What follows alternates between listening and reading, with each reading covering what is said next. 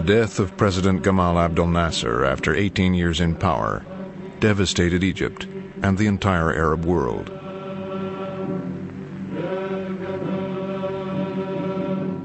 His successor, Vice President Anwar Sadat, was considered little more than a figurehead.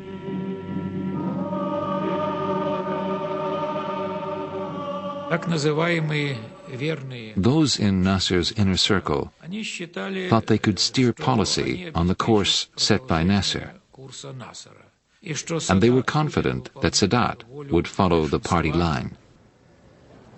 The funeral was a grand occasion for the leaders of the Arab states and Nasser's Soviet allies.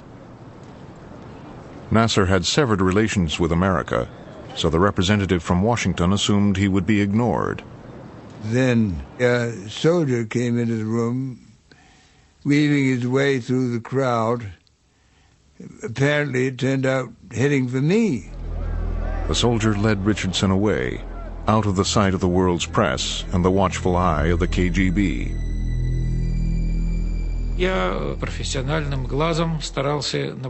I was trained to spot anything that was going on, but it was difficult in that chaos. We went down the stairs.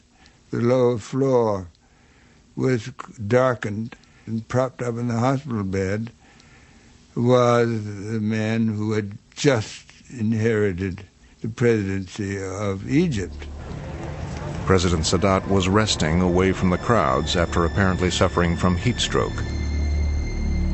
He said that he wanted to take advantage of the opportunity to turn a new page in the relationship between our countries. The next day, Sadat put on a show for the American media. Egypt was a Soviet client state. Sadat considered Israel to be an American one. The United States provide Israel from the loaf of bread to the phantom to the even deficit in the budget itself. So it is the vein of life. Vein of life for Israel goes from the United States. Sadat didn't want to negotiate with Israel himself. He wanted the Americans to intervene, to deliver to Egypt the territories lost in 1967. In the 3 years since the war, Israel had established a formidable defense line along the Suez Canal, 70 miles from Cairo. What are you doing? I'm getting ready to blast you Israelis. Why? Because you Israelis occupy our land. The Suez Canal had been closed since 1967. Sadat now told the Americans that if Israel moved back a few miles from the canal, he would reopen it, even to ships trading with Israel. Sadat's proposal followed statements made by Moshe Dayan, Israel's defense minister. Dayan said that the Sinai should eventually be returned to Egypt. What we say is that we sit there just because the war is going on. But once you agree to make peace agreement, we don't think that we should sit on your Suez Canal. Golda Meir didn't want to negotiate through the Americans. She wanted direct talks with Sadat.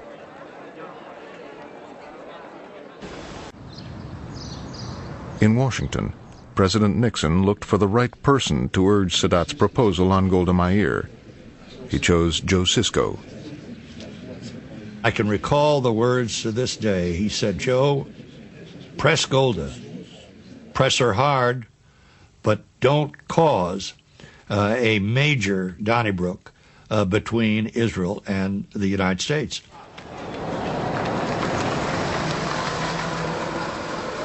Sisko met with the entire Israeli cabinet, but only Golda Meir negotiated.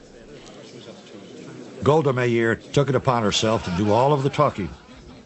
It was interesting to see everyone here, all the ministers, nobody opening their mouth. What they did to release their tension was sending little notes to each other.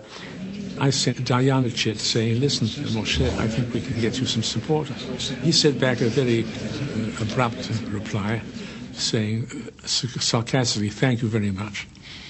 But if Golda is not for this, then I'm not for it either." Sisko saw that something was happening, that nobody was supposed to speak there, And so he was a very smart negotiator. He asked the Prime Minister whether he is permitted to ask the Minister of Defense one question, a professional question. So what could she say? I said to him, Mr. Minister, if we don't do anything, what do you think is going to happen?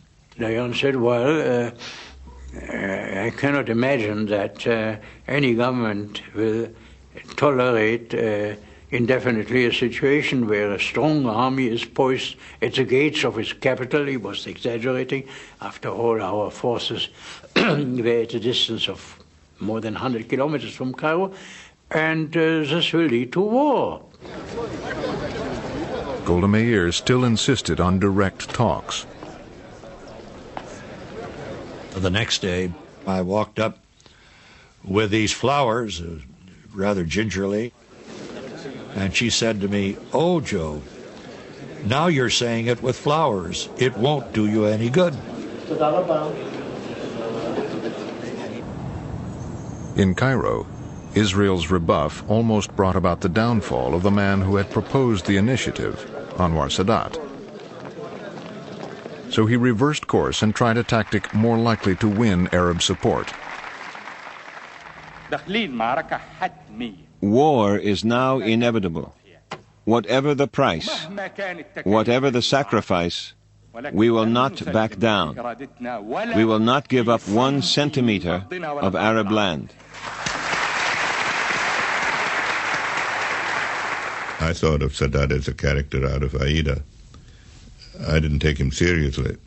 He kept making grandiloquent pronouncements. He never acted on them. So I, frankly, thought he was bluffing. Kissinger was too preoccupied with the Vietnam War to give the Middle East much attention. Even when Sadat made another offer. He wanted Israel to return to the 67 borders, in return for which Egypt would be willing to make peace, which was a big step because no Arab state had as yet ever flatly said that they would make peace. We were in no position to handle that. Sadat told me that Kissinger had said, "If all you have is a problem, I cannot deal with it. But if it becomes a crisis, then I can intervene."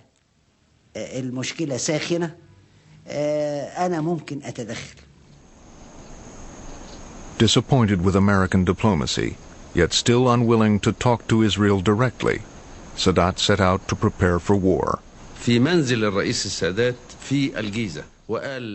The High Command met at Sadat's house in Giza. Sadat told us, "There is no hope of a peaceful solution, and I will not surrender to Israel. So our only option is war." He said, "Get me back just 10 centimeters of the Sinai, and I will negotiate a miracle." Sadat then proposed a secret alliance with President Assad of Syria. They agreed to plan a joint attack on Israel.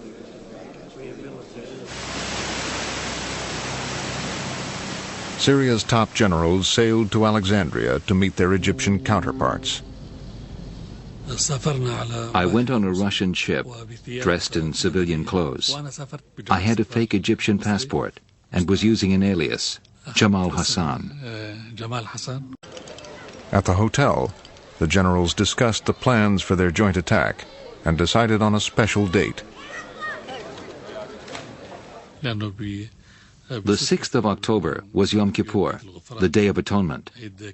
For the Jews, it is a holy day, a day of rest.